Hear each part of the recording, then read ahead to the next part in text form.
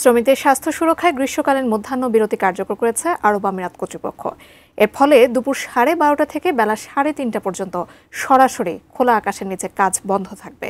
সংযুক্ত আরব আমিরাত থেকে সিরাজুল হকের পাঠানো তথ্য ও ছবিতে বিস্তারিত।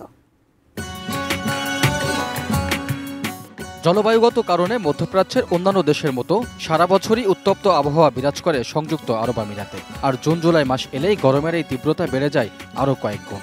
দেশটিতে কর্মরত শ্রমিকদের স্বাস্থ্য সুরক্ষায় 15 জুন থেকে আগামী 15 সেপ্টেম্বর পর্যন্ত গ্রীষ্মকালীন মধ্যাহ্ন বিরতি ঘোষণা দিয়েছে আমিরাত কর্তৃপক্ষ। এই আইনের আওতায় দুপুর 12:30 থেকে বিকেল 3:30 পর্যন্ত খোলা আকাশের নিচে সব ধরনের কর্মকাণ্ড নিষিদ্ধ করা হয়েছে। প্রচণ্ড গরমে শ্রমিকদের বিশ্রাম ও স্বাস্থ্য সুরক্ষা বিবেচনায় গত 21 বছর ধরে এই নীতিমালা কার্যকর করে আসছে আমিরাত সরকার। গ্রীষ্মকালীন সময়ে তাদের স্বাস্থ্য সুরক্ষার কথা বিবেচনা করে এদেশের সরকার প্রতি বছর মধ্যাহ্ন বিরতি ঘোষণা করে।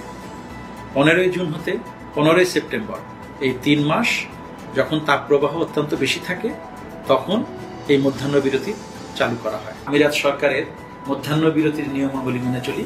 আরএফএল অডিটর, বাঁকা হয় না, ফাঁকা হয় না, আর ভাঙা এক কথায় অসম্ভব। শ্রমিকদের জন্য ছায়াযুক্ত বিশ্রামের জায়গা, পর্যাপ্ত বিশুদ্ধ পানি, প্রয়োজনীয় ওষুধ ও জরুরি চিকিৎসা সেবা নিশ্চিত করতে নির্দেশ দেওয়া হয়েছে।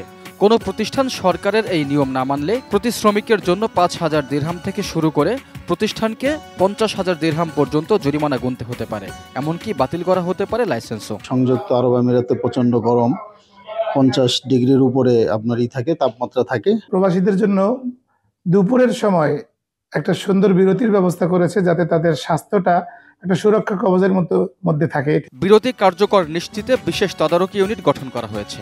নিয়ম লঙ্ঘনের অভিযোগ জানাতে চালু করা হয়েছে হটলাইন। সংযুক্ত আরব আমিরাতে বিভিন্ন কাজে নিয়োজিত আছেন বাংলাদেশ সহ দক্ষিণ এশিয়ার বহু মানুষ। স্বাস্থ্য ঝুঁকি কমাতে আমিরাত সরকারের নেয়া এই পদক্ষেপে খুশি দেশটিতে কর্মরত শ্রমিকরা। এই সময়টাতে সংযুক্ত আরব আমিরাত সরকারের পক্ষ থেকে যে ছুটির নির্দেশনা দেওয়া হয়েছে, আমরা এতে অত্যন্ত খুশি। Raihan Munshi, desk report, ATN news.